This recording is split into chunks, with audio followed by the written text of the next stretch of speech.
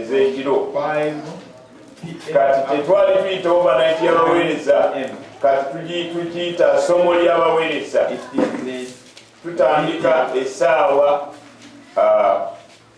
11 leero zijja kubeera 12 paka 3 kubanga musumba yali wano paka ssaawa 12 nga talina kati musumba obudde bwe buli very expensive. So tebujja kunimba nti 11 zijja kubeera 12 paka ssaawa 3 zenkolera ku byendabako obudde ekintu kikulu buli budde bweyonoona tekugenda kutta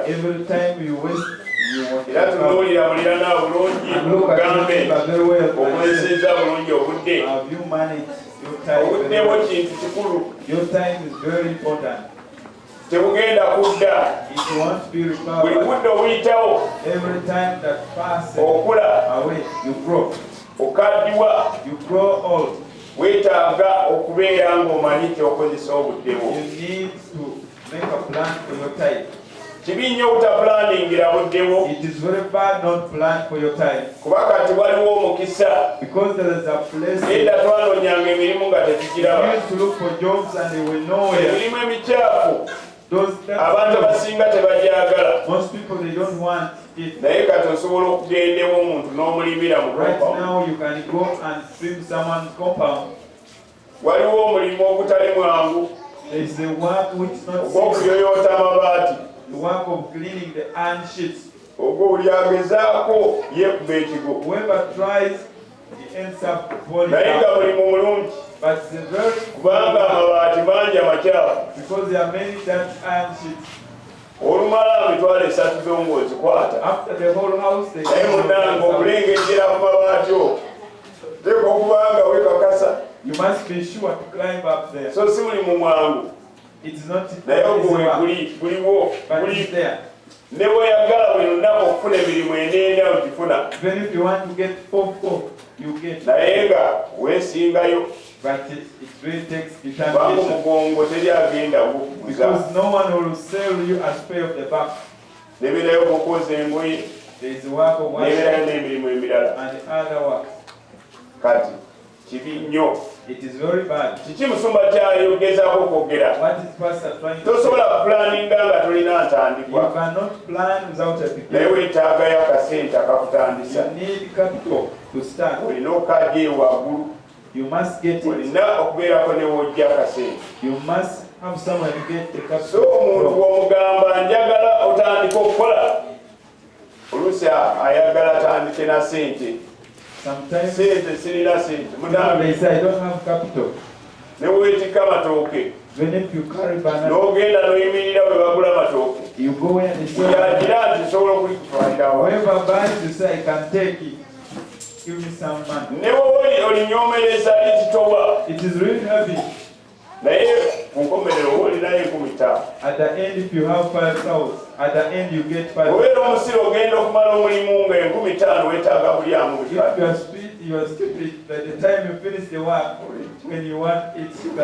olina kwefiiriza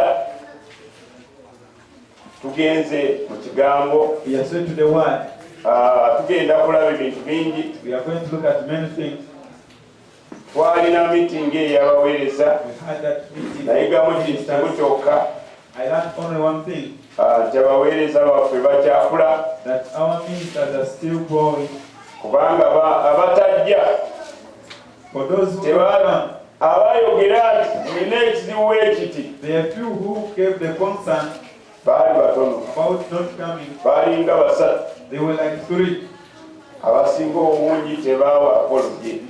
Of them they did not apologize for not coming. Kati nze njize kyoli waakuyita ku mbaga that if someone calls nga tosobodde kugenda emukubire ku kasimu mugambe tubadde mu kuziika ajja kuddamu amaanyi ategeere nti mutange yabadde wakujja naye kuziika kumukozesa naye wosirika busirisi obuvunanyizibwa oba obusudde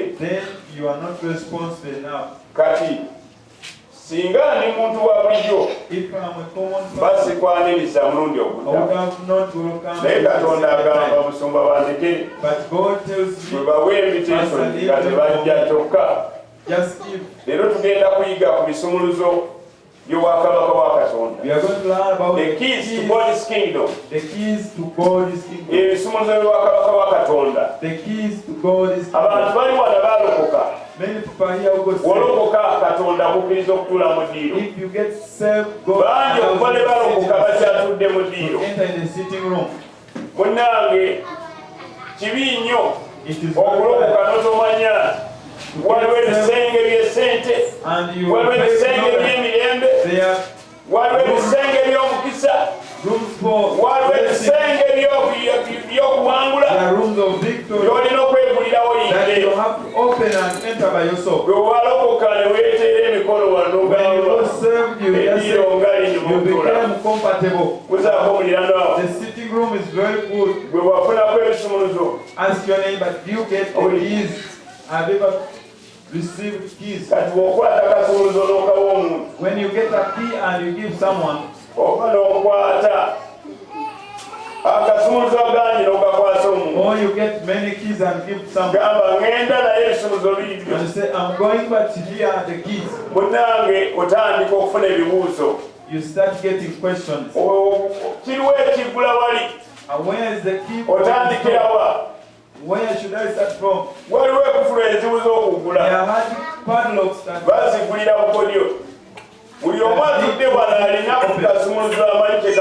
everyone who is here has a key. Others they have, but they don't want to know. They just pretend, and for you think yet there's a way. Then you think he has looked. Just come up around. It really helped me. I'm not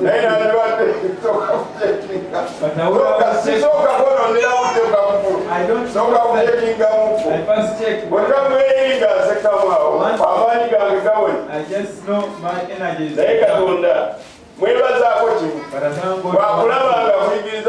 when you see us he can't allow it.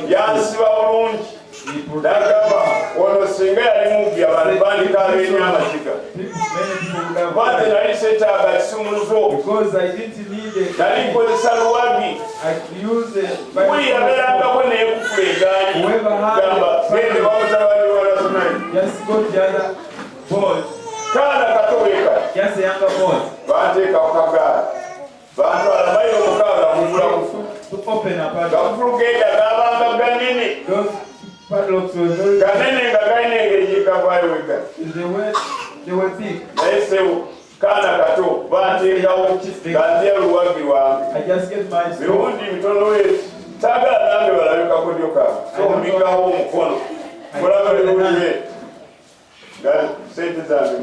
Then I say, give my man.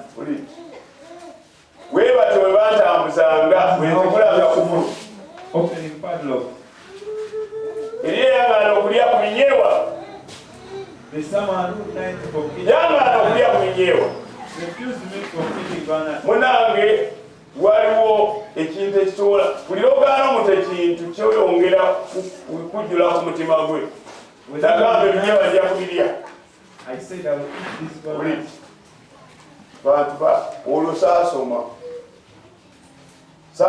olwo nayagala binyeebwa nemanya noono asibira ebinyeebwa mu nyumba tabeerawo mu biseera ebyokusoma ate tajja kujjukira nti nasigadde emabega saasomye nemanya nti nja kulya ebinyeebwa so kasanategeera teryandaba ekamu oluwagi wange obulawo njowola ebinyeebwa ensawo zonna namusaba binyeebwa bitono weeyo nanyima negabula era nendinyeza Mukama ebintu nabiryanga lwa sitayiro eyo buli kyomwana nga nkirira ddala ebyo byonna byonna mbyebaliza Katonda navaayo ebisumuluzo by'obwakabaka bwa Katonda Yokaana 3 John 3. Njagala mutafuta wange abeere wano batemuwa ku mazzi mwe munaamanyi. Yokaana 3 onyiro sooka paka 21. John chapter 3 from verse 121. Oyo atuyamba okutegeera engeri gye tulokokamu. Helps us to know how we get Njagala wesomererwa ayagala okulokokera I ddala. want you to read. Abamu etuddeko wano baabayimba nga mulokoka. They deceived you when you are Kubanga getting saved. yakuwulira enjiri yayogera ebintu ebyakusikiriza okulokoka. He spoke words that attracted Lokoka obone ennaku. Lokoka ofuge emmotoka. Lokoka ofune omufaliso omulungi. Lokoka nawe obeereko n'emirembe. Lokoka munange kuba lewalokoka. from the time God Olinga saved, yateekako switch y'okudaala. as if you set a switch of somebody. Buli lw'ojjukira yawulira Whenever you remember which gospel to you, tegeeza saalokoka kiki. then you ask yourself question, am I saved or not? You are a one Naye that yakubuulira saved. enjiri yakubuulira bubi. But the one who preached to you, preached to you. Weetaaga okutegeera amazima. You need to understand that So kibi nnyo okubikkiriza ku mulokole. it is very bad Okutegeera engeri wakabaka wa Katonda gye bukolamu.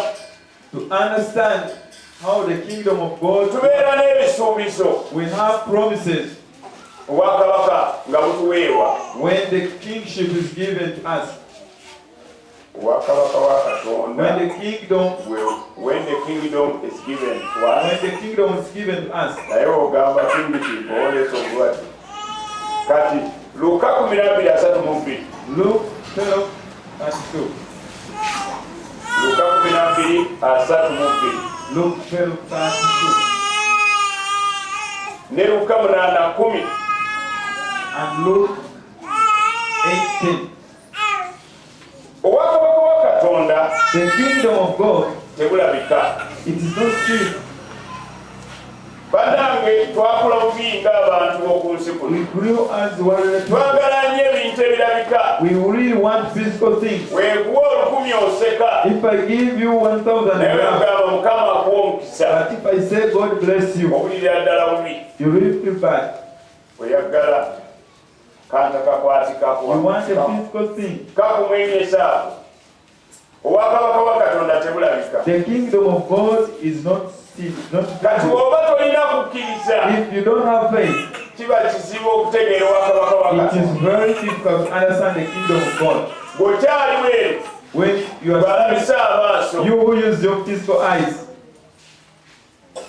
Amaaso gakubiza bangi. eyes have made people go astray. Buuza mulyanaawo. Ask your neighbor, olikomya ddi okwegomba? when will you end your last? Mubuuza olikomya ddi okwegomba? When will you end last? Omuntu eyandisuze n'emirembe buli kalaba Someone who would yeegomba. have slept peacefully. Agenda Every day, okwebaka wa akasimu kendabye. I have seen a certain phone. Gafuna atya How will akasimu? I get that phone? Kendabye ako gafuna. I have seen a phone. Ebyo weegomba oluusi bye bikutwala mu The weesi. things you demand, at times they make you go into fornication. Olaba alinako ku ssente When you see that one, tuusa okufuna akasimu tuusa okafuna. I reach a time of achieving my phone. Eyeegomba The omuntu one who wamu admires the great thing, ekivaamu ku bubba. what comes next, you steal. Uzaako mulyana olinako kyeweegomba. Ask your neighbor, do you have anything you admire? Mubuuze. Ask the neighbor. Weegomba bufumbo. Do you admire marriage? Ali yakugamba nti obufumbo baweegomba Who told you bufumbo. that they just admire marriage? Bw'oba owulira ng'otusa obufumbo, If you feel you are ready for olina marriage, pulaani y'obufumbo. do you have the plan of it? Oba olina pulaani y'okuwasa. Or do you have the plan of getting? Weegombye okuwasa. Do you just admire? Weetaaga okubeera ne pulaani. You need to have a plan. Buli kyokola kibeerenga ne goolo. Everything that you do must have a purpose. Tosambiranga mupiira mu kisaawe kitalina Never goolo. play football in At least without oyigirizaako purpose. muno n'ogamba eyo yakusa. At least you Ne bwekyangacyangamu awo n'ogamba eyo yakusa that tugenda one kunyo. thank God. Naye gwe ekisaawe kyeri. But for it, Olimanya ate ate omanyi okusamba how do mupiira. you know that you know to play football? Buzaako mulyanaawo. Ask your neighbor. Buli kyokola obeerako ne goolo. Whatever you do, you have a goal of it. Atalina goolo yagwa mu mitego. The one without a goal ends up in trouble. Muneyegendera Katooke. A friend is going to Katoke, Kugamba bo erekera bagende Katooke. and it is you to escort whoever is going to Katoke. Mperekera akweka. Just escort me. Okay, let's go. Wuza mulirana Ask your ogolina. neighbor. Obudde bwo bukozesa otya? How do you use your time? Kisinziira ku pulaani z'olina. And it depends on the time, the way of plan. Pulaani n'obudde bikwatagana. Plan and time, they turn. Bw'obeera n'obudde bungi pulaani If you z'olina. have a lot of time, then you plan. Kibi nnyo okukula nga tolina pulaani. It is very bad to grow without a plan. W'osanganga omuntu eyeebakabaka nnyo emisana. Once you find someone who always sleep during daytime, Beebakira magombe tobogamba mulirano awo. the place, the right place, Ali ku TV awanise obugere alaba on the TV. television, watching, Mugamba olabye nnyo. tell the neighbor, TV bagirabako mawulire.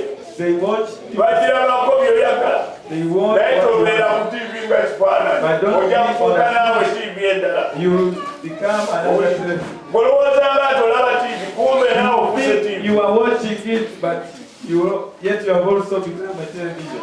Waliwo lw'ogenda okusasulira obudde bw'enoona. There is a time you will pay for that time you wasted. Weetaaga okubeera omuntu ali sirias. Obuntu buno busolosozi obwo omubulaba. Bwe busembayo butono. They are the least Naye small, the smallest bukuŋŋaanya. animal, Bukuŋŋaanya ebyokulya. but they gather food. Buli ssaawa bukuŋŋaanya. Every time they gather, Bulina amateeka gaawo. they have their Bukuŋŋaanya. rules. They gather Nga bumanyi nti waliwo ekiseera ekijja. knowing that there will be Ng'enkuba etonnya it nnyo. rain, Nga waliwo omuzira. Nga tetukyasobola kutambula. and we cannot walk. Si ogenda mu muwumbo ate tebuliyanga bulalu. Babupimira bupimisi. They just measure Bwe wakuŋŋaanya. what they Naye se gather. wali bapima They abeera wali. someone to measure. Wabeerawo abo agasolosera galina emitwe eminene Those ones kubeera wali. who Bwejjawo busatu. for you pick 3, Bwejjawo bubiri. pick 2. Bwejjawo. Se omulimu gwabwo. It is a big one. Bakuŋŋaanya naye tesobola kulya n'okuba n'empiiyi. You are the one who gathers, but you cannot eat excess. Just a pick 2. Ekiseera ekigwako nga buli kalamu. The time is pass on when all they are alive. Olina okubeera mugezi ng'obudde bukyali. You must be wise.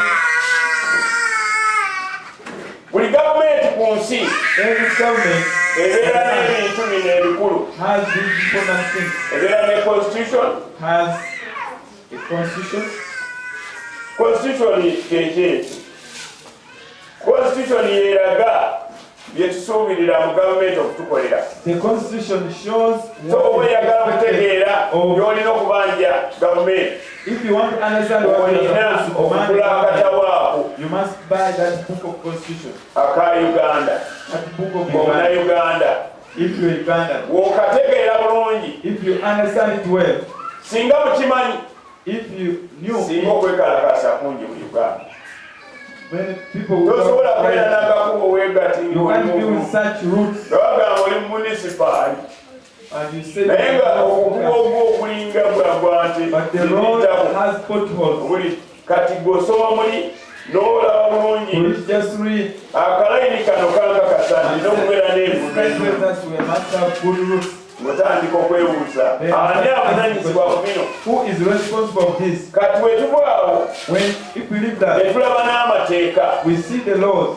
Amateeka gakola ki? The laws, what does the Lord do? Zino zeenono These are the principles ezikakasiza ddala that really confirm ebiri mu constitution that whatever in that bijja kukolebwako. constitution should be worked upon. So biri muli amateeka The laws abo ge basomera. Kati naawe olina okuyiga ku mateeka also have planned the agavuga laws. eggwanga The lyo. laws that govern your country. Munnange teri mukulembeze yenna There is no leader ayagala otegeere ebiri mu who constitution wants you to atayagala understand the otegeere constitution, ebikwata ku who mateeka. wants you to know what pertains Era to the law. obutamanya kintu kibi. And ignorance Nti oba olaba is serious disease. teri amanyi mateeka. That's why I want us to see. Kubanga wakabaka wa Katonda Because for the kingdom of nawe God bulina constitution. also has a constitution. Constitution yaffe eri wano. Our constitution is Owuli here. Bayibuli The Bible is our constitution. For you just read. But there are things that God wants, that He promises us to do for us. And even the laws are in this book. I want us to see. We have been using many verses when we are fighting demons, but we didn't know how to use it. Whenever you learn to use the word of God, you pray little and get the answer. You speak the working word. Whenever you discover the key that opens money, you will get money quickly. The key. Awaliwo agenda okumwenya kuba baanoonya ssente nga taziraba kumba akasumuluzo ndowooza takalina bw'atateekangamu lugalo olugalo tesobola kugula kufuluna abamu mukaaba mulowooza enzigi zijja kwegula mukama olwo yasoma olunyiriri olugamba nti ne bakaabira Mukama abaana ba Isirayiri ne bakaabira Mukama naye n'atandika wowe munange oyonoona buddewo. Katonda ayigiriza ensaba okusaba kulungi ate mu kanisa muno beendabako bamanyi okusaba naye ebisumuluzo bangi tebalina. Buzaako muliraana waggwe olina ebisumuluzo. Kibi nnyo okutuula mu ddiiro emyaka n'emyaka naye nga bantu ebisumuluzo eriwali. Luka 12:32 tumumaze ate Luka 8:10 asomye atya? Luka 8:10 asomye atya?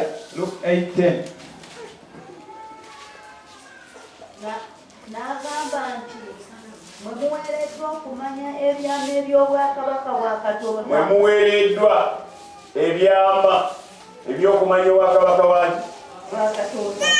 Ebyo bisumuluzo. Owuli ebyama. Waliwo abantu bangi abatamanyi byama bya Katonda naye nga bagamba abaana ba Katonda.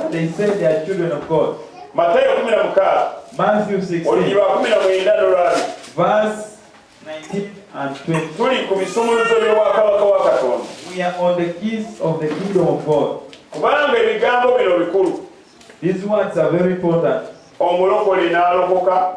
If someone gets him, ate n'atalaba kye yasuubiranga fail to get what he expected after salvation. Then you wonder. Tamanyi nalokoka. Doesn't know whether he's a born again or not yet.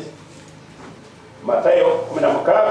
Matthew 16. Matayo tekitawe ekisooka mu ndagaano. Ndikuwa ebisumuluzo by'obwakabaka obw'omuggulu. Ndikuwa ebisumuluzo by'obwakabaka obw'omuggulu. Kyonna kyonna ky'olisaba ku nsi kirisibibwa mu ggulu. Buli ky'onoosibanga ku nsi kyonna kyonna ky'olisumulula ku nsi kirisumululwa mu ggulu. Kyonna ky'osumulula ku nsi ne mu ggulu kikola kitya? And for us, we think that you are going to buy. We need to understand these verses. Keys are principles that unlock the activity of God's kingdom.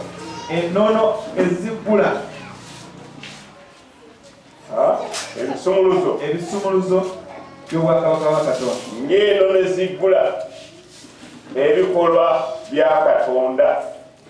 Wakabaka we. Ebisumuluzo kyeki? What are the keys?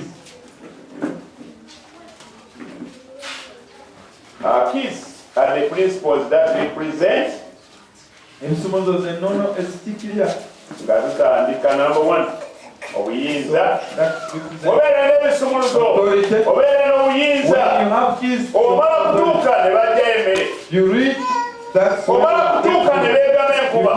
That's when they omala kutuuka ne bajja emotoka. Because it is omala kutuuka n'obawa sente. So ebisumuluzo bitikirira obuyinza. These represent authority. Eyo number 1. Number 2. Access. Tosobola kuyingira wantu nga tolina bisumuluzo. You cannot enter any place without keys. Bwatula mu ddiiro ebisumuluzo tolina. The sitting room, you don't have keys. Walokoka n'otuula mu ddiiro lya Katonda okyali omumwenyero. The sitting room of God. Naye akasenge k'esente kakulema okugula. Akasenge k'emirembe kakulema okugula. Akasenge k'okuwangula kakulema okugula. Buli sisters alompera musumba. Buli kati njagala munyambe zembeera bizo oluusi mbeera wali oluusi tereza mutawo wange waliwo abantu abasabanga oba helicopter kasita service evawe abanga gwe bagobye mu kanisa kati olwo sista ojja kumutegeera otya kasita service etwa tasiba break lere breaki okusumulukuka kizibu gamba pastor abaana nina babiri omwami ali kuwasa mpeta ali kuwasa akawala katowekati zandesaawo watukako omwami wa mwami we waawe yanka omuzigo watandetera ebyokulya byonna abeewaabe tebakumanyi tebalina tebamanyanga basigezangako n'okubaga so basisita muli wano Katonda ateekako omugugu okulaba nti tebakusaagirako naye busumba waba ayagala okuyamba ajja kusaba ekiwandiiko ekya introductioni oba ekyembaga kati ebintu ebyo oba tobirina mubateeka oba toli mufumbo oli kudaagira wereere nemuumuzirya naye ng'oli wawereere njagala kyo kitegeere abaali mu bufumbo weddeko oba tolina kiwandiiko kuba mumateeka tutandise okulaba amateeka kati manjira ddala nti amateeka gakwatamu sisters nempulira obulumi ku mugongo abaana babiri mabeere gonna gali weegati omusajja yamukubidde essimu agamba njagala nterereza awaka kubanga ngenda kuleeta mugole bwembeero mu kyalo bali kutulaatira ku kanisa ya St. John's nsanga olimye bulungi awaka n'efumbiro gigyemu amasiga ogakirire ng'eweeru awo gategeke bulungi kubanga efumbiro eyo ngenda kuteramu oluggi gabeere makaavu sikusanga nga benkugamba tobikoze obeera ng'okola otya maama yagezaako okwegayirira mwana wange waeyo n'olema kyateka saagala kumanyirira wafumbirwa dda oluwamba n'ogende wa maama Katonda n'agamba gamba sisitoyi agiye bayibuli ye agikulage bw'aba addirina waliwo kyengenda okukola sisita gyaye bayibuli eganda bayibuli munange ebayibuli togulanga tunuulira munno omubuuzo gwalwalokoka tolina bayibuli wozabulana bayibuli ye erirudda obulokole bwo bulabikira ku bayibuli kubanga emmereyo yonna eri mu bayibuli obulamu bwo bwonna buli mu bayibuli so buuza mulana where is your bible mulekera okwesajjasajja engoye mwambala nnya nemwekanika nemwesabika buli kimu naye bayibuli eruwa? Where is the Bible? Awuli gamba buli anawo waba talina bayibuli ng'olabire nnyo. Tell your neighbor who doesn't have a Bible. Kubanga osinga omulwadde omuyi oba talina bayibuli. Buli awo oli ajja ne munne abemberedde kumbe yali obi okusinga omulwadde. And the one who carried the patient was. Ne mbagamba wemala agenda okuzirayo naawe ojja kukakasa nti bw'obadde obi The okusinga. time you go back home, you will prove that you have been once. Kibi nnyo obutamanya kimuluma. But not know what is this Sista time. bimusobedde. Era bayibuli agimbye ku muntu bweru mugambe erimbako abali ewera batamanyi kakodyo. Just got a Bible from Bayibuli someone. yo eriko ebintu bingi. Your Bible So has ogigabira many omuntu oba olina kyomugabidde. And if you give it to someone, So omuntu aleme kusaagasaagira ku bayibuli yo. let no one look with your Bible. Let me read. Tandika okugamba somako olusembayo. Start saying, read for Wemuleetera them. n'abantu obutagula bayibuli. It is you who make people not Mugambe somako olusembayo. Ajja kumanya nti olala tagenda kusaba for bayibuli. only the last time. Access tugambye okufuna engeri gy'oyitawo kisumuluzo. The access, N'abasatu ownership obwanaanyini okuwulira nti ekyo kyange. to feel that this one's mine.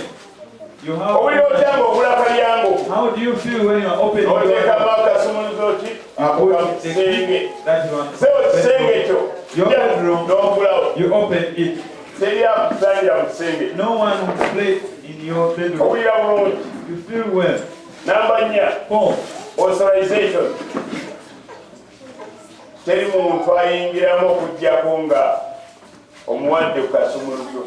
Teri agendayo kujjayo bintu Enter your room. okuggyako nga omuwaddeko The akasumuluzo. person the key. So waliwoko engeri gy'osaasira omunoga genda wejjireyo. There is authorization. to give Ekisumuluzo someone. kikikirira power, amaanyi. The key represents power. Amaanyi. Power. Bakutya lwa kisumuluzo. They fear because of the key. Ekisumuluzo kikikirira eddembe. The key represents peace. Kubanga olina emirembe egyo You are okusibawo peaceful. oba okuleka waggulu. To lock Olina or leave the door open. gwe weesalirawo. It is you to decide whether you lock or not. Njagala tutegeere bulungi. I want us to understand. Ebisumuluzo birina obubonero waabyo. Characteristics of keys. Ebisumuluzo buli kisumuluzo kirina akabonero. Every key has its Number 1. characteristic. 1. Reliable standards that do not change. Ebisumuluzo tebifaanagana. Reliable Ekisumuluzo standards that do kibeera na not change. style Every yakyo. key has its style. Ebitu bibeerako enjawulo. They have a difference. Bwe biba byakugula buli kisenge ekyo birina If okufaanagana. there are keys of opening that room, they must be similar. Namba 2, 2. the activate function. Ebisumuluzo birina engeri yebireetera. Keys activate function. Kigambo activate kitegeeza energize. Okwenergizinga. Okugabira ekintu amaanyi. Activate means energize. Waliwo ebintu bibagabira amaanyi. There are Kati things that obanga are energized. wagendako okusakasa oli If you have ever gone to grind oli kasita maize, akwata kasumuluzo kagambye okutandisa emotoka get in the car. kasita oteekamu Once you put the key, ojja kufunawo emigaso ebiri egy'ekisumuluzo. you get 2. Ekisooka emotoka ebadde terina amaanyi egafuna. The car will not know, then gets it. Bw'atuddemu akamwenyu nga kadda ku You will matama sit and you start smiling. eggomba lijja kutuuka. You shall do. Kasita owulira akasumuluzo kweseemu nekola bweti. So amaanyi gayingidde emmotoka. The power has entered the key. Waliwo abalokola batalina maanyi. They are born again who don't have power. Tebalina bisumuluzo. They don't have keys. Baagwamu dda. Beetaaga bisumuluzo. They need keys. Owulira. Ekisumuluzo ate ne kinitiatinga action. And the key initiates action. kirina engeri gye kireetera omuntu okutandika okulaba byabadde talabangako. The key initiates action. Bantu betuddeko. People are seated. Leero nayagala okulaba omuntu ategeedde nti alina omusambwa awulira atya. Namugamba munange simu kiba kizibu naye oyagala mugobere ku simu no problem. Agamba gugobe negamba katutandike. Naye nakogerako ekigambo kimu kageeraemerao pikipo webikubulanga omusumba tuteekako oli mwenyini alina kweteerako. Simanyi oba yaduka emisinde ezenkanawa anoonya airtime. Kyatasalanga nebwa tasalangako airtime yamusaba senga gwanda ebitwalo ebiri nja kulaba engeri gyenzikuwanga yamba obuyambire amanyi alina omusamba bulijjo abadde teefirayo leero kataayagala kugende wayitawo esaawa emulu akuba naye ngaakuba siyo omuntu oli ng'alinga kwe bakubye oba kibooko emmeka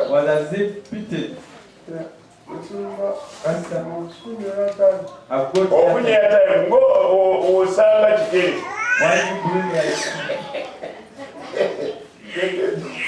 ekyokusamba kimazeemu amaanyi kutegeera nti bulijjo mbeera nagwo kimazeemu amaanyi. Munange nalaba tutudde ku bintu byetutamanyi bwotulaba ku kyotomanyi okitegeera osobola okufiirawo. Abamu muli fane totuka ku muntu n'omugwabungu olyawo tunera omusamba zemba ku kyasi maze okutegeera kwena twafuna ono ajja kuba lumu atondoke okakasa n'omusamba okulina kulyawo tudde nawabwatatamu mama wali okakusajja obubuuzo aha mugambye eki olina okutondola kwenda nembooko nga wekikola kitya kati si kirungi nnyo okugwa ku muntu n'omuwulira abantu bwe katyo olina ngeri yakumugamba obwakabaka bwa Katonda tebulabika. So tuli kwogera ku bisumuzo by'obwakabaka bwa Katonda. Obwakabaka bwa Katonda tebulabika. Bulabika butya? Bulabika nga bulina kye bukoze. Ensi erabikako. When it affects the visible world. It is seen when it affects the visible world. It takes faith to use the keys. Since God's principles function in a totally different value system of this world, it takes faith to use its principles. There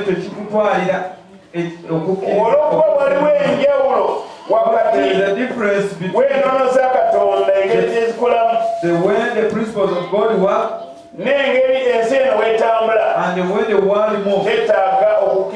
You need the faith to use God's principles. You cannot use this faith if you lack faith. There are few people that have faith.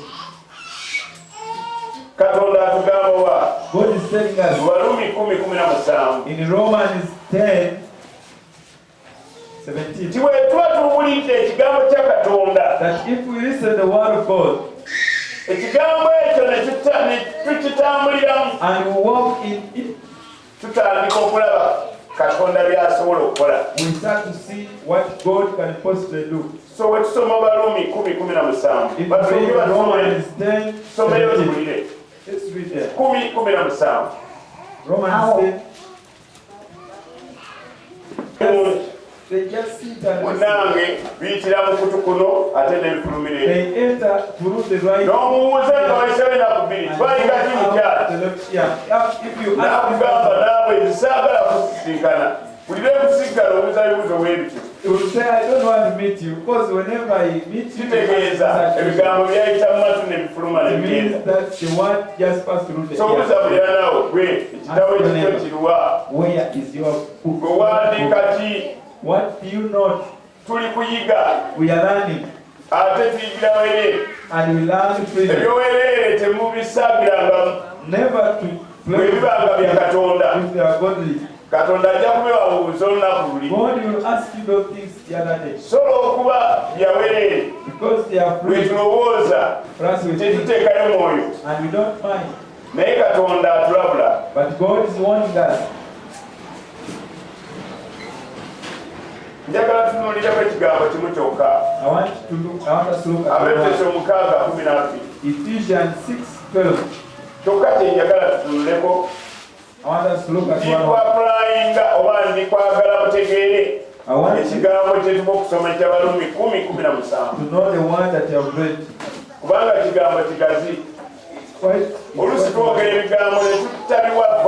Sometimes we speak the ones and we don't value them. Ephesians 6:12. For we don't wrestle. For we don't wrestle with the flesh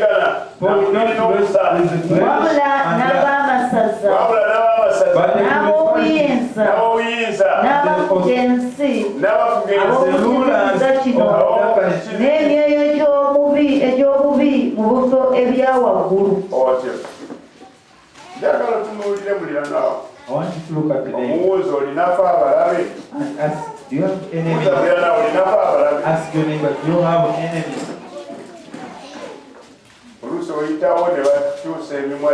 Sometimes you pass, they turn the mouth. They are talking about you.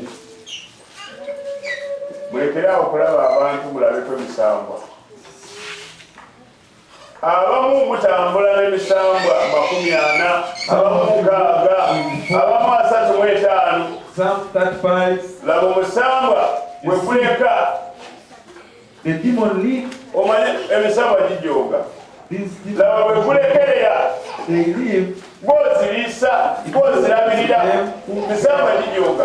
Okuwa combination yaweereza okuwa lunch breakfast wekyagala wekinywa omusaayi and it takes blood freely. Abamu muba mulyawo ne weetakula bawekwatula mu mugongo weweetakulaba se weetakula naye ntomanyi kalatusejera kali kunywa musaayi olyawo oba kyekisiiwa kiri musaayi banywa. They are taking your blood.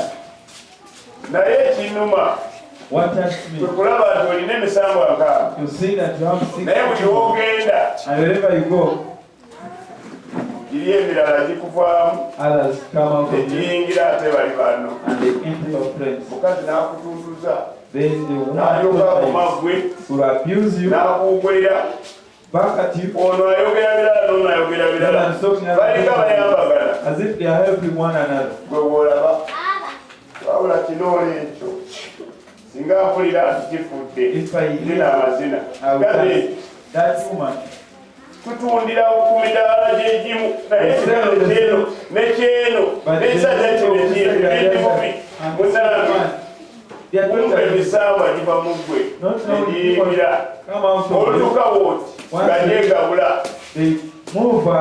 bamala kutuntuza ate ne beewuunya otalina musango walwakiri kulawo entyo kumbe ebyogeza emimwa gyabwe biva mu ggwe.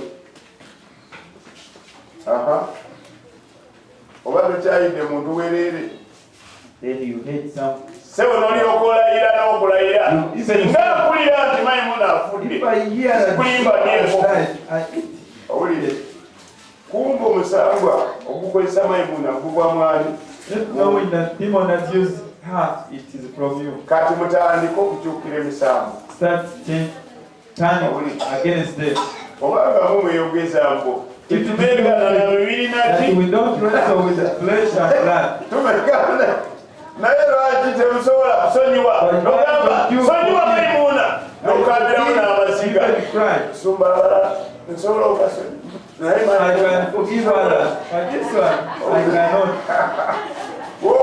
obwe bayita obusiro bw'ekika ekyabwa spirit of the household. Bali bano batudde bakwira kuba Maimuna. That day on, Nsobola okusonyiwa abalala. I can Naye Maimuna sisobola. Maimuna I cannot. Lwaki omusambwa gwogerera ddala ekyomunda The demon kiruma. what is really Kyotoyagala bakuoneko kyeki koona kiri ekisambwa kimanyi okulema wonna. knows your weakness. Oli awo si waliwo ajja ng'omanya alina ekikuuma kyagenda okuleeta ajja atutanga waatubeera bali abalala boogerayo naye ono amanyi okuvuma. But this one knows how to abuse. Munange emisango Those are demons. bwe kulinnya maamawo ku mutwe If they akulita amaanyi agalinga 20. will call you like 29. Omulala yagamba Yes, I'm saying. kikafadanga kino kinahifudhi nga te amaanyi agesuulirangako God names that have naye never, ng'ayita mwana we but calling the child. omanyanga nti ogwo musango You just that's the demon. gunoonya kimu kyokka oddemuko It's getting one thing. kintu kiri kikukwate Just reply and then the. kati woba otegeeza ebisumuluzo bya katonda But if you understand the ebintu kingdom, bwebityo biyitanga buyisa such things they just bypass you. nga bwe tugenda okuyiga As we are going to learn, ekisumuluzo ekisooka the first key, ekisumuluzo ekyokugaba the key of giving. Luka 6:38 Luke 6:38. batusomere speed bwongeremu speed They bana read for us. ekisumuluzo kino This key tusobola okukiyita we can call it ekisumuluzo ekyampanguwe. the key of give me and I give you. Osobola n'okukiyita Or you can call it ekisumuluzo ky'okusiga n'okuwula. the key of sowing When and you reaping. siga, Whatever you sow, you reap. bw'oyagala sente If you want money, sigako sente sow money. funayo bw'oyikiriza omuwe Get one, you give money. naye w'omuwa But if you give, gambe osooka kusabira ku sente. you first pray for that money. Mukama njagala sente Lord, I want money ez'okugula plot of buying clothes. naye sente zino But this emitwalo 600 60,000, njagala bwenziwa I want the one I give. kama mukwema zenzimbira You get money okwata that will kasente build it. otwala You get take. tojja kukwata lwa 3 ate gweyagala plot 300 shilling and you want a plot. tubeere b'amazima Let us be faithful. oyagala plot ng'omusumba You want a yatukkiriza plot, Pastor told us. omusiga 3 You sow 300. oyagala plot You want a plot. katonda mugezi God is what twayiga nti bw'oba osobola okulabirira enusu that if you akuwa can 1,000 keep this bw'oba osobola okulabirira 1,000. 10,000 akuwa meka mutwalo bw'oba osobola okulabirira omutwalo If you can akuwa manage meka 10,000, he gives you mitwalo 10 bw'oba osobola 1,000. okulabirira agenda akola bwati That is how God does. abalala bwe bekwata mu mugongo abafuna sente bakola batya. How we Aha. these people do get money. Ekisumuluzo ekisooka kye tuliko. Yeah, still on the first key. Luka 6:38. Mugabenga Mugabenga. namwe muligabirwa. Namwe mulikola mutya? And you'll be given. Ekigere Tenga kasitokala oteeka Once okugabwa. you give, you also receive. Era bw'obanga ogabye nga togabiddwa And if olubanga you- kusuma n'omugamba Given gwali for you or bw'okwensoma not, kye nakola it's better to come to pastor and ask him. olina okugaba n'essanyu. You must give You must be cheerfully. a cheerful giver. Or no government son. Togabanga olw'okuba musumba yayogedde. Never to give because the pastor Nange said tekikusala. that one is a loss. Olina okuwulira emirembe ng'ogaba. You must give cheerfully. Ate ogabanga ekirungi ekipya. And it's better to give and Ogabanga. Era bw'oyagala okufunira ddala give. And if you want to reap, olindanga kasikaati ke bawaana. it is better to reap. Kasoyambalako sikaati. Kasoyambalako empale. Bagamba omusumba ako And they kakunyumidde. say you are very smart. Oyinza n'okukaabira wamaziga. Even Omanya nti ako kakugaba. you will know that that was Ako forgiven. Katonda kayagala ogabe. That is what God wants you to give. Kasita okagaba n'owulira obulungi. If you give and you pay, Sebo omulala oya omuzeeyi akalala ate okwamba you are so smart omanya nti ako kakugaba. Owuli otandika okutunuulira abantu. you start looking Naye at people. sitamere saagala kutagirangako But don't joke at me. okoye okugaba Are you tired of buzaako mulira nawe ogaba bifaanana bitya. what kind of things do you give? Ah, ogaba n'essanyu Do you give oba ogaba mikadi ye or you give the n'obugaato old obutakutuuka. and the shoes will not fit you. The motive and the very, very important for God. Ogaba otya. How do you give? So, jayo omutima gwo Katonda gw'ayagala. God wants your heart. Y'emmeeme gy'ayogerako. And that is the soul that's talking about. The soul that gives. Proverbs 11:25. So, ffe tuli ku kisumuluzo temuntwala mu njiri. Ekisumuluzo kyogera bwe. The key says, weekiba kikozeseddwa ekyokugaba. if this kind of giving has been used, kirina amaanyi, has potential okusumulula ekisa, to lose grace, okusumulula sente, to lose money, n'okulabirirwa. and to bw'ayagala okulabirirwa, you want to be cared ayagala sente, for, you want money, ayagala ekisa, you want grace, okugaba. it's better to give. Ekintu kye bayita okugaba, tandika. Start giving. Gaba. Give. Mukazi oli mugabi. You're the Musajja one oli to mugabi. give. There's a man's a giver. Saagala oyingire mu bwenzi ng'obusumba yatugamba okugaba. I don't want you to join fornication and prostitution. Munnange omubiri gwa Katonda kati gukwatangako n'olaba. It's the temple of the Lord. Oliro oyinza okutandikira awo ngo sirina sente You can see that I don't have money. Let me give you what I have. The body is for the Lord. Never to joke on it. So lekera kubeera nga kasiru. Stop being like.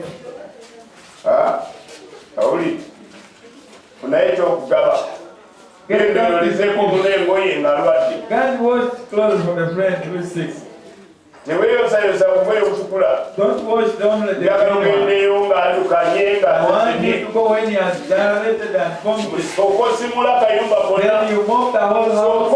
Kukumula agantu wegagwe. You wash the things in your house. You don't know what this on earth. Naye ng'oyoza n'essanyu. But you are washing. Ate nga totwala lugambo lwabalala. Yoza n'omutima gumu. Wash with one heart. Katonda atukubalira n'agamba ono waliwo You kyasumuludde. said there's someone. Buli kyosumula ku nsi Whatever you look at, kikola kitya? even heaven rules too. Webeerawo weeyongeza n'ebigambo byambo siba siba oli musajja katandula musiba munange ekigambo kikozese bulungi. Ekisumuluzo kya Katonda tekyetaaga na kufukamira. Babimbanga nitufukamira tewali tetufunako. Ibidde osabe Katonda bulungi naye nga waliwo ekisumuluzo ky'okozesebwa. Ogenda kulaba omukono gwa Katonda. Naye bw'olifukamira n'amavivi ne gamera agamba tolina ky'olaba. Ebisumuluzo tobimanyi. Okyali mu ddiiro. Weewandagusa weewuunya. Ekisumuluzo namba 2. Ekisumuluzo ky'okusonyiwa. Ekisumuluzo ky'okusonyiwa. The key of forgiveness. Oyo tumwogeddeko katono. We have talked that person. Oli Maimuna. Waliwo alina Maimuna we. Is someone else have my waliwo ensolo sonyiwa. But this one, no, I cannot.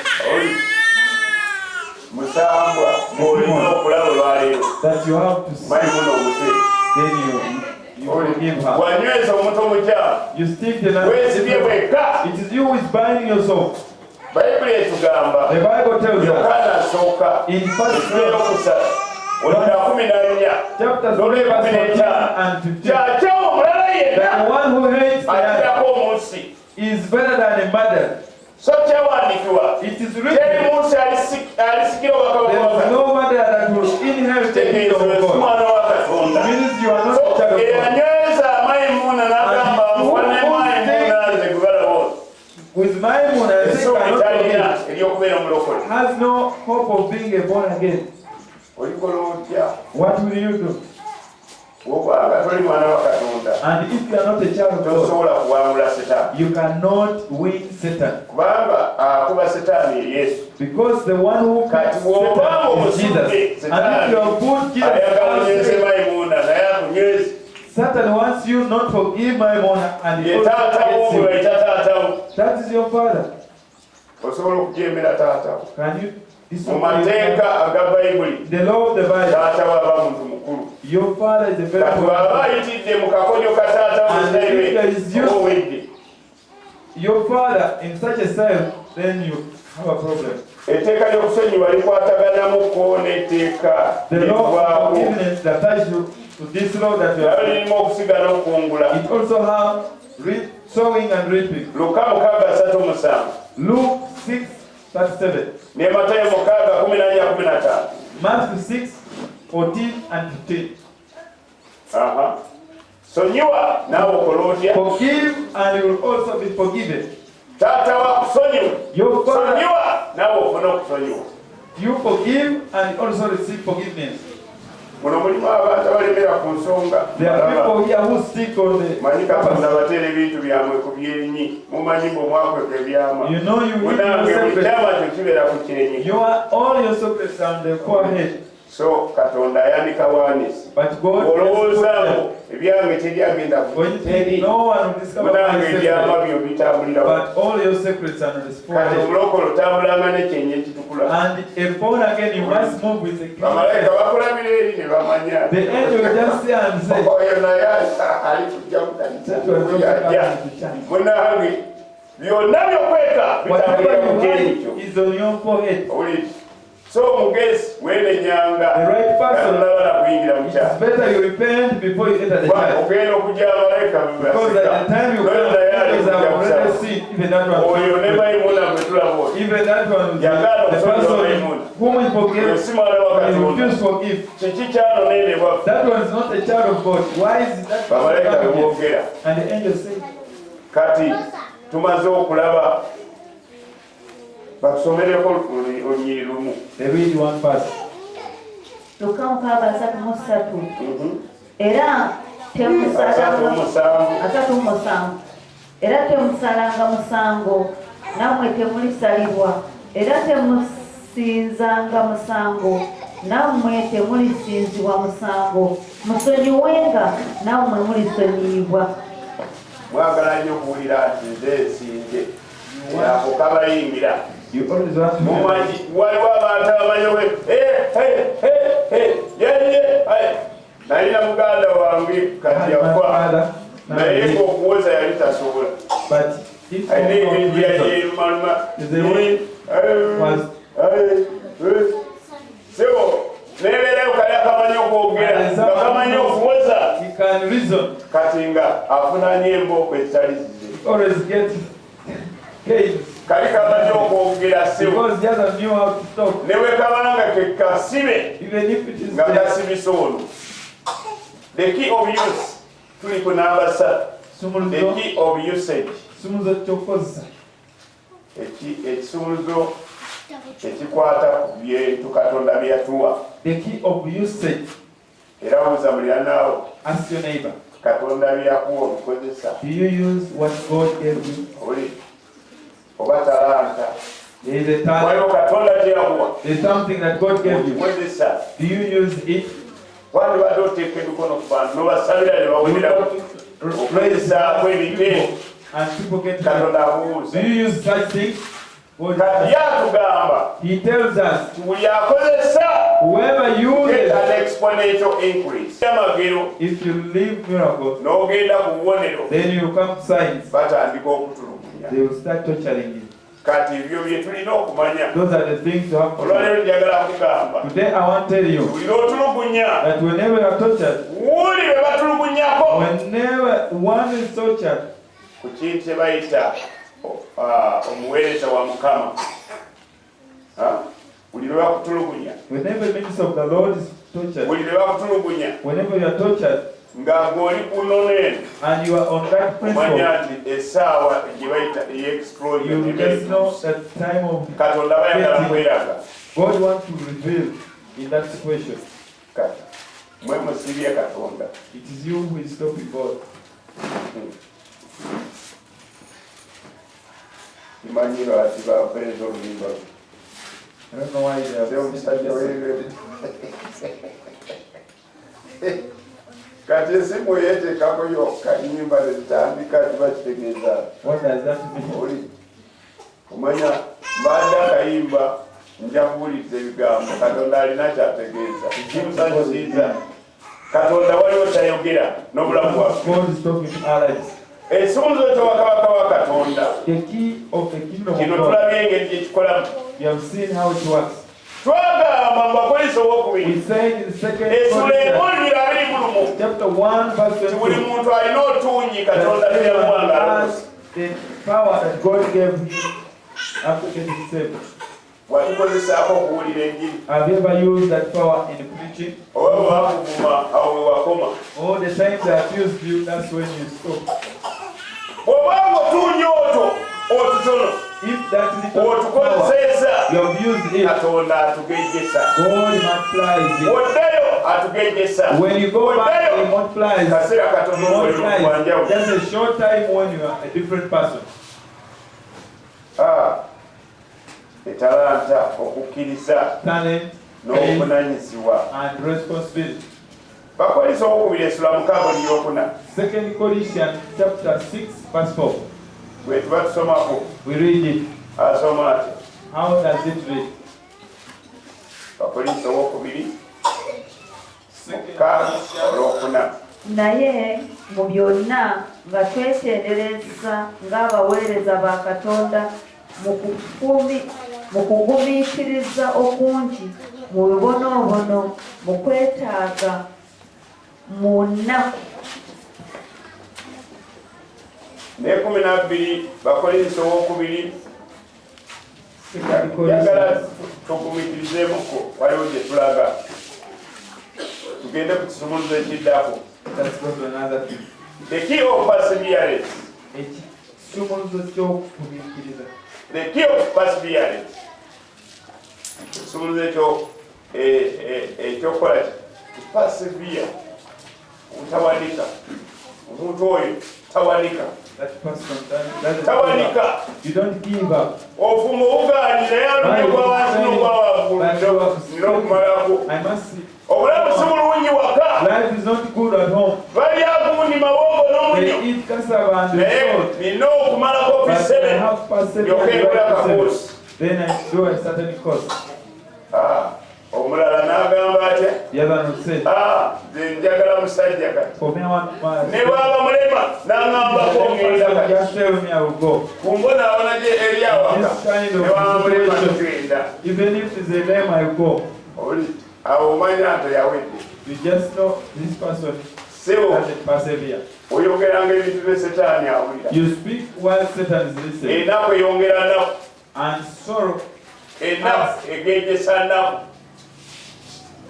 oli awo mu singa afuna ne waba mulema if I amaliriza get, okumpa even if it's a ngenda name and damage, I just go. esama negiwulira Demons will listen. nonyeza eddala kawalo mwingi kali kennyini You know, for the other, you crippled one. sewo wemuba mutambula okaweeka ku If mugongo you are walking, you just put that n'okayamba back olyoka otambule ku speed to help such that you can walk speedily. tobanga katambulanga bulungi Because you walk, teekawo mugongo linye just put the back and the husband. si omugenda kulaba jjajja You are going to this. jjajja alowooza bazaala dda kumbe emwana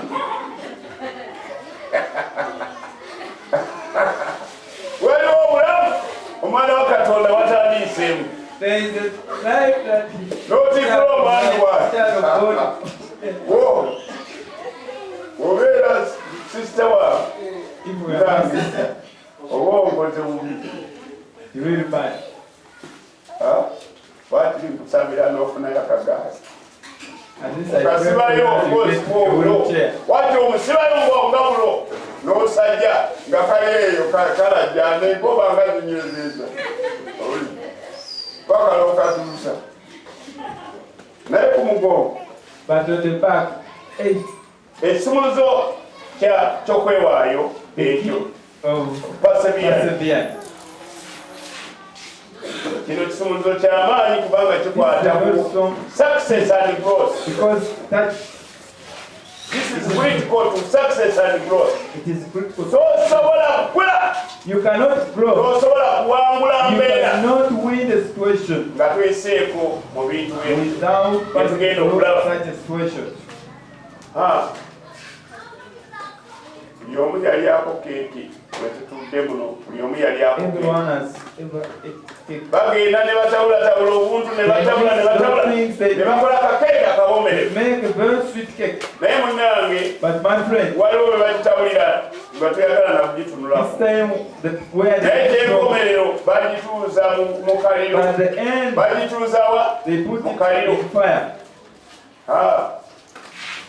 olwo katonda wakutwalanga mu muliro ogenda ng'oseka Takes you in the fire. osekerangako mu miriro Start laughing in the fire. ekyali nga tekikuliimu katonda ayagala kikubeeremu God wants you to get n'agamba olwo yeetagayo akaliro akaweraku say this one needs fire. owulidde abaana ba Isirayiri yabagambe omuliro gwabwe gwa myaka 430 Said their fire is for nga bali e Misiri 400 owulidde years and 430 years. incubator kaana kozadde nga kabulako The child keetaaga okuyingirako omuliro sewo ne kabeera omwo paka lwe katandika okuwulira nga magumba that geeko premature child Ne is bakakugabira kati born katwale. in that machine. kasobola okulama Not kati until you grow. katonda ayagala obeerewo God wants you katonda ayagala osobole to okukola be like emirimu that. He wants you to start katonda working. ayagala obeere wa He mugaso wants you to be important naye oteeka person. okuyitako omuliro But you must pass ekyo through fire. tewogamba muliraanwa That's what you tell gamba your oteeka okuyitako omuliro You have banga wano waliwo abantu abeetuddeko babawulira ennyubi ngolokoka olabe emirembe lokoka tandika okunyama lokoka ogula emotoka lokoka tandika okulaba ebirungi and you see only good things. kati webeewuunya olwo okubalaloka lwaki nze byange From the heaven I got saved. Why bigange wetaaga okutegeera amazima I get my breakthrough? ekisumuluzo You need to get the truth. kyetwogerako ekisumuluzo ekiyisa omuntu omuliro The key that makes someone pass Ah. the fire. tunuulira muno tunuulira muliraano amugambe Let's look at your mubiseeko mu bintu ebikaluba Have you passed through hard neebaza things? katonda For me, I thank God. nalinyanga emiti nga nkima I used to climb trees like a man. olubuto nalekerawo okubegayirira I had nga bwekola bwe nekolamu emirundi esatu three bwe times when I'm just omuti ogutalina amatabi the tree without branches. omusajja omulala we yalaba ogugwa omuyembe n'agamba ogwange teryalinnya ogwange tegulinnyika teguliko matabi nagatemanga kukyali muto emiyembe gibeereeyo All the mangoes nalowooza ekyo tebatuukayo that we can't reach there. bwe twayagala emiyembe gye nagenda When we wanted mangoes, that's where I went. n'ekutiya musajja With a sack. sebo okwata ekutiya nebanga ekutuga mwana muto A young yeesiba ekutiya mu bulago muno omuguwa gulimu bulago Exactly. okomawo obwana kutiya mazebulamaduuli omuguwa kutuga ogwa wansi bw'oseka You fall down that way, kutiya ni ku mugongo Exactly. omuguwa guli mu bulago and the rope is naye bano bekulidde tebalina kyebamanyi thrown up. No, balya migaati they just eat bread. buli kimu kijjawo Everything comes. naye gwe otambudde ensi yonna abantu bali amaboko bakola batya So it comes out. teyagamako nti ffe tulya No one tell you era ffe that. tebasagirangako mbu ffe tulya gamba bana banasanayi womugamba tulya ajjawuzi They use not to joke. tebasaako ebyo We byosire are eating. Yeah. ne weewobuuza otya emirundi 10 osibye otyano nyabo Of a month you could eat 10 times. tetaddamu nti ffe tulya You won't reply that you are eating. kolera mukono tukutegedde They have known you. n'ovaawo n'ogamba kale miyembe gijja kumala Then I'll eat the mangoes. buzamulyanago wabonawonako Ask your neighbor, have you ever suffered? fwe wetwagala okulaba abantu abonaabona batukuŋŋaanya oba ku mikolo bawa At times they gather us. otunuulira muntu engeri gyanyigamu eddagala lyaki erisenya amaanyi You see the way Oi. someone ayabonabonako omulaba akanyiga wansi aviira wansi wanyiga he gets naye atabonaabonangako anyiga wayagala suffered, he gets pressed. oba anyiga ku mutwe tafaayo olifuluma When on the head they don't mind. naye yabonabonako akanyigira ddala wansi kaviirayo ddala Gets it from down. ate ogenda nomukyalirako olulala osanga akasiiza ali kwisamu muswala You will find abisa kukutta owuli oyo omanya ati oyo you yabonabonako will know that this person suffered. naye bano ne bwe kaba kajjudde eddagala kubasuula We just know. kati nebaza Katonda nalwawo nnyo okusaasira abantu bebati nga ngenda ate nenjagala mukuŋŋaanye komyewo njemu endagala paka lenakowa nekangowa Mukama alulira abantu kuba nalabanga bingi bye bakola ebiraga nti bano tebanaba kutegeera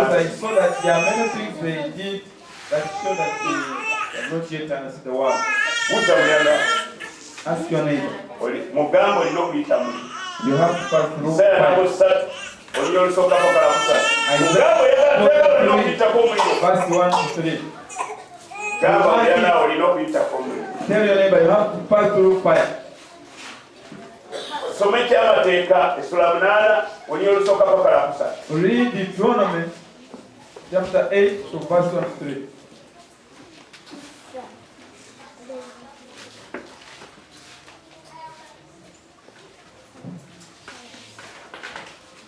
Deuteronomy 8 to 1 to 3. Nyiririse we Bayibuli obikulanga n'amagezi kyasirimu obuseera. Ayo nubize empapula ze Bayibuli n'oddayo n'odeeno. Mwijje empapula zino ziwa. Ekyamateeka 8 olina olusooka n'olwokubiri.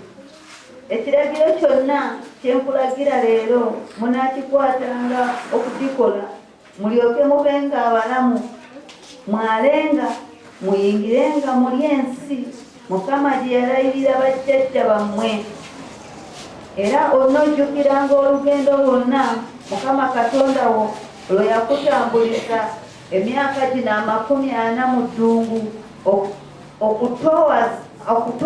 akutowaze akukeme okumanya ebyali mu mutima gwo obanga ogenda okwekuumanga ebiragiro bye oba si weewaawo.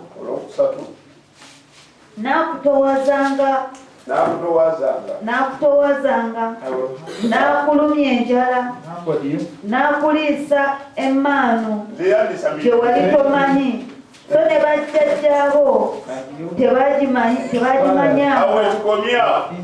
Kwegamba Katonda tumaze okutegeera oyita mu kyoyitamu oluusi Katonda ng'akutesitinga.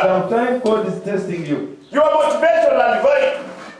Katonda noonya wakkiriza Yesu oba wali osanga busaasi.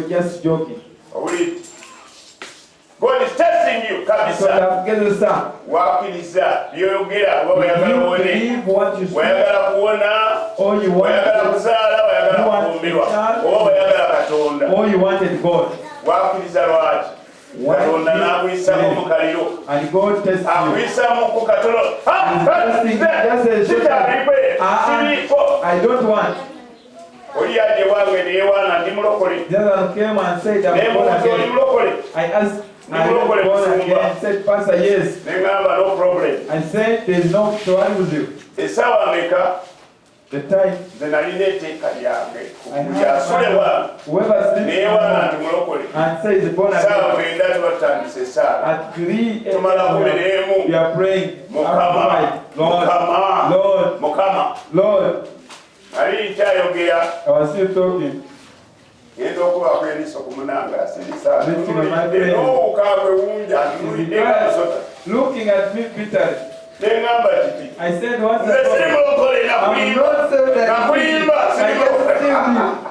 nenseka neŋŋamba kyenali njagala kuwulira singa tebasooka okwongera bulijjo okuwonyawonya toli mulokole munange mulina okutesitinga bintu byembeera nabyo mu nyumba. Lekera okwewaana mwenna mikwano gyange balokole bate okusiiba ng'amusinenaku zaffe 3 baje ojja kutandika okubazuula. Siri mulokole. Buuza mulyango oli mulokole. Owulidde kirungi okwejjira n'oyogera amazima nze mundabira walo naye njagala mu kimu kyokka kino kyenjagala.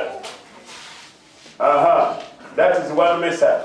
Number 2 Yakobo essula esooka olukubiri olusooka olwokubiri n'olwokusatu paka lwakuna. James chapter 1 from verse 1 to 4. Munange abamu mwakulanga buli kimu bwekiri mwakulira mu bintu bingi era nsaasira abantu abakulira mu bintu bingi. Wali waliwo amata, wali waliwo obugundi, wali waliwo obulungi. Seebo obuntu bwe bakozesa okuteeka mu caayi bulinga 16 olondako bulungi bw'oteekamu. Buza muyana olina okugumikiriza. Buza muyana olina okugumikiriza. Katonda ayagala embala erina okugumikiriza. Munange waliwo omuwala yafumbirwa naye olunaku omusajja yagamba nti olalira amata aganda ebyokugula. Namubuuza kiki? Sokwegere kyoba okwogera amata aganda ebyokugula. Yavuga motoka pakawa maama nkomyewo kiri kitandisa okulemerera okulemi. Sewo kumujja waka kumuzaayo mu nfuumu olwalutalo. Nendabako agawala gakulu gali mu university. Those big girls in university. Naye nga waka waliwo omukozi at home there is n'agabuuka gakulu gonna. And big boys. Maama ne taata baatambula. The parents ne babalekera buli kimu awaka. And they left everything at home. Omukozi n'alwala. And the man got sick. Munange teri amanyi kufumba. No one knows how to cook. Buli muntu gwada mu buliri. Everyone went to the bed to sleep. Baanoonya bye balyako nga tebabiraba. They looked for what to eat. Ennyama mweri mu fridge. Meat is there. Naye nga mbisi. But it was raw. Mulimu ebintu byonna. Teri amanyi kufumba. But no one knows how to cook. Abaasibanga ku TV leero bagenda mu buliri. Those who used to say on television. 2 days. They were in the bed. Baakomawo buli muntu amaaso gazimbye. The parents came back when everyone. What's the problem? Mulinga balwadde. Why you like sick? We are hungry. Mega alwala. Our mate got sick. Mega alwala. When our mate got sick, they all became sick too. Obulamu Katonda tawagaliza mwana we. God doesn't wish his child such life. So munange gwe onooba weetuddeko. If you are just there seated, ojja kusasulira. You will pay for it. So bw'oba oyagala okusasidinga, obanga oyagala okulaba omukisa gwa Katonda, and if you want to see the blessing of God, kino kigumu. This is hard. Bakolinso w'okubiri. 2 Corinthians chapter 12. Tulabeko bulungi. Let us see. Olwaleero njagala kugamba. I want to tell you today. Katonda si musiru. God is not. Yagaba amagezi. It is you to give wisdom. Yagaba amagezi Katonda. It is him to give wisdom. He is the one who gives wisdom. So you cannot be stupid. He wants you to have a difference. Bw'osoma ku 12 okuva ku lusooka awo njagala oserengete mpola mpola.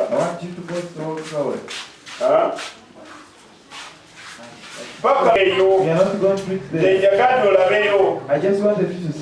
Olwaleero njagala basomereko mwenda lokka. Omusajja ono Katonda yamutwala mu ggulu.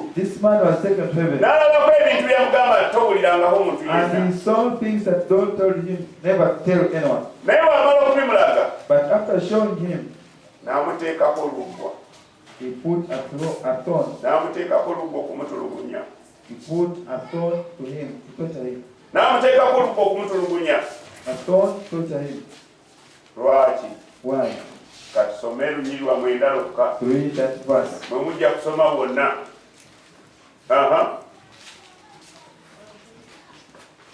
Olunyirwa mwenda lukulemi. Bakolinso w'okubiri. Chapter 12 verse 9. Mutandika okutambula kuno biskuit. Kasitambula abantu. N'agamba nti ekisa kyange kikumala. N'amugamba atya ekisa kyange kikola ki? Ekisa kyange kikumala.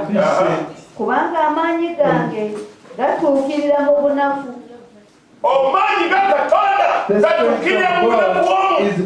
Katonda tayagala muntu kwewagawaga nalabona kino nakola bwe ebyo byowulira ku TV agasajja geeraga mu TV ng'omujje mulaba omusajja w'amaanyi munange Katonda yalina amaanyi ffe tuli banafu. We are weak. Katonda akolera mu bunafu bwaffe. God works in our weakness. Ekyo kye kimusanyusa. That pleases him. Tayagala kwewanikawanika ebyobusire. He doesn't want to.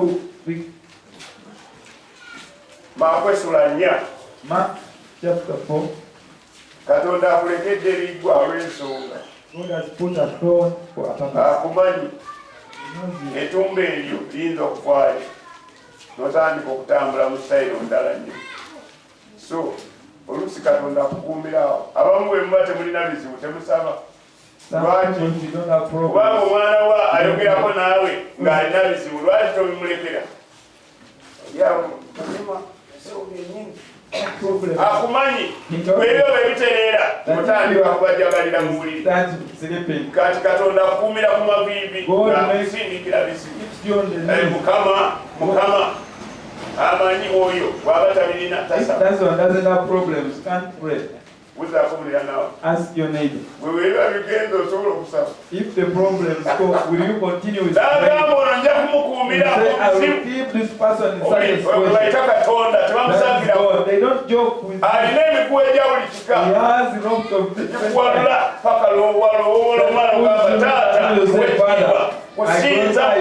I worship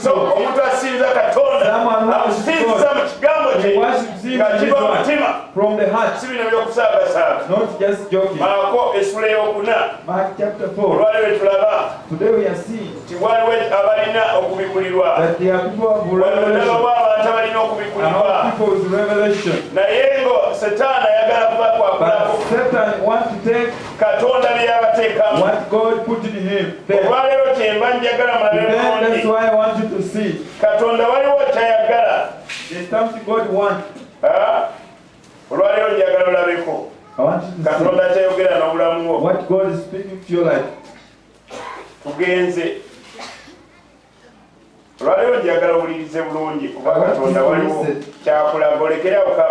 God is showing you something. I want to start from here. Tutandikire olunyiriri olw'ekumi-n'etaano. Verse 15. Mark chapter 4. Someko olw'ekumi-n'etaano. Luka. Ojja kusoma Marko essula 4 yonna. And for you to read the whole verse. Esoma etya? Bano b'oku mabbali g'ekkubo ekigambo we kisigibwa. Awo bwe bawulira amangu ago, Sitaani n'ajja n'aggyamu ekigambo ekyasigibwa. Olwaleero njagala owulire. Sitaani n'ajja n'aggyamu ekigambo ekyasigibwa. Waliwo abawulira ekigambo kya Katonda. Sitaani n'ajja. Katonda ayagala bamugenza ekigambo. And Satan comes. Kyava abaleetera omuliro. God wants you Muyitteko omuliro. to stick on Olwaleero his word. Katonda akugamba. That's why he brings fire. Otunuulira amataffaali gali agootya otunuulira ekisuubizo kye yakuwa. You look at the bricks, Katonda ayogera na bulamu. the promise that he gave you. Etaffaali liri eryokya. The other hot tree. Otunuulira. Are you looking at the other hot tree? Otunuulira omukisa gw'akugamba. Or you are looking at the Agamba ogenda kuzaala. He's saying you are going to be Agamba ogenda back. kubeera kabaka. That you are going to be a Agamba king. ogenda kubeera mugagga. That you are going to be a rich man. Naye A rich woman. si kyangu. But what you are passing through isn't easy. Munange. Emyaka 25. For 25 years, Ibulayimu ng'atoba. Abraham was struggling. Myaka 3 gyokkambo. Lord, where are you? 3 Where are years. you? You told me, I will learn. Where are you? Myaka 3 gyokka. He had served 3 years and started calling. Ogamba Ibulayimu osanga. And the Lord said, Akatandika Abraham, you are just otandika. joking. You have just started. Myaka 25. 25 years. Ngenda kukula kintu kirala nnyo. I'm going to make you a different thing. Munange waliwo ebitakyuka mangu. There are things that cannot Era change gamba their nawe days. osobola okukyuka mangu. Tell your neighbor. Ask the neighbor, can you change? For the things you have carried years and years. You have to be patient.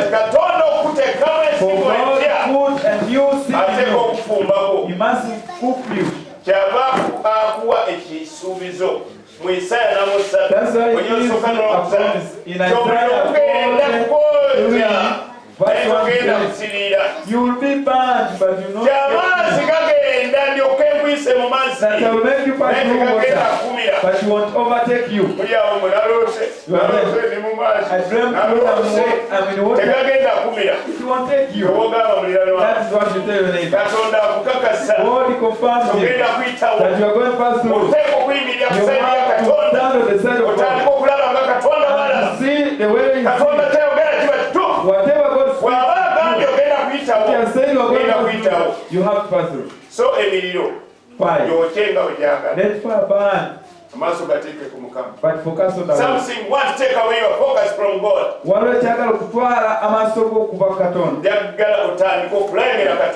want to start focusing on God. You walk in your life of salvation.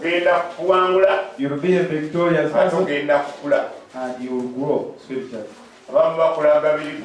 Other people, they grow the flesh. You see the one who is in backslid. That pastor was good with the fornication. Doesn't read the word of God. And that was not the pastor. He had just seen and God is opening what. So you must have a difference. Tell your neighbor, you must have a difference. Sister yanumba sawa musambu kwekiro 1 a.m. Sajja kano kawulira enjiri tenjagala kabere mwami wa This man preached the gospel. Nze nebulirawo nemanyi oluusi waliwo babulaza bajja nga balina ebyokubasabira kugulawo yajja opening the sister who I was going just side, but I tried to get the taxi. I'm trying to wait. My friend, the hospital told me, don't mind. Just lock the door. Don't move the trouser. I want to teach this person. You are going to sleep on the same bed. Go on the side of the wall. And she sleeps here. Don't remove even the shoe. Don't mind. I received the Holy Spirit. When I go, I don't know where it came from. I waked up at 7. Ndaba sister today weyewunya. And the sister seated wondering. Ninyamu omutempula mpola. Shaking the heads also. Ono si muntu, si justice. This is not anyone kutegeera kyebali boogera. I've started to know that kirabika yafa. Has a problem. Endiga yamutomera. Maybe he's dead. Yeeyongezaawo yekka. Just speaking. Nange nenzikukira olengamba endiga eriwa. And I waked up. I asked, where is the sheep? Munange yanyumiza abasisita bonna ng'endiga bwe yatomera. He told all the sisters as I have. N'abanga batawudde emitwe ne beeyongera okuntokoza. Buli sisita bw'ayagala bulaza endiga bwe yatomera. Oyo gwe njagala. Abantu okakubaamu ng'obiki haga ng'otumuwenga haga tulabe. Let us give him. Munange tebyakola. Never work. Kati gwe yasamirira. Uyitako omuliro olabako Katonda tasobola okukola. You can see what akubeeza bulungi nnyo. He sticks you very well. Mulekera okumulomera muliro. Stop crying. Just a little fight.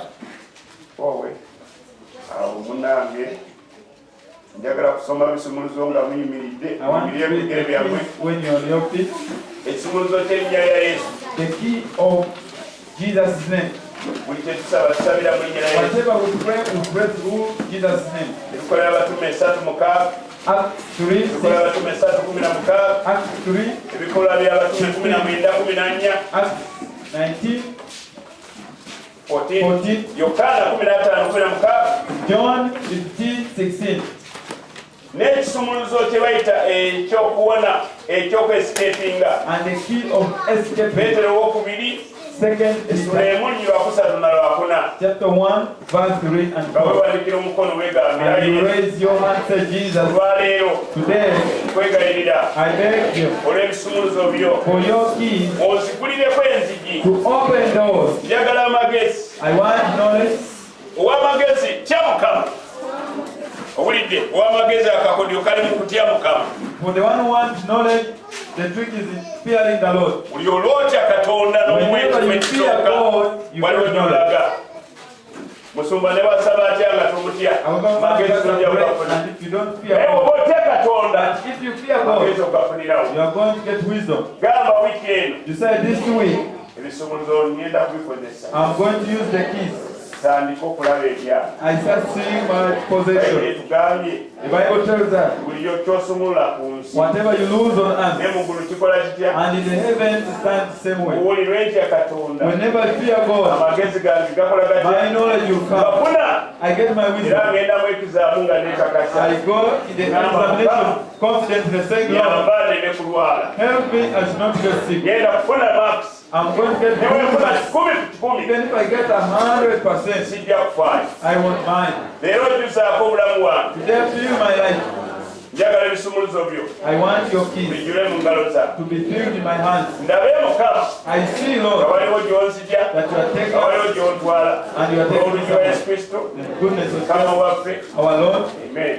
Amen. Mukama batuweereze. God bless you. And I will go to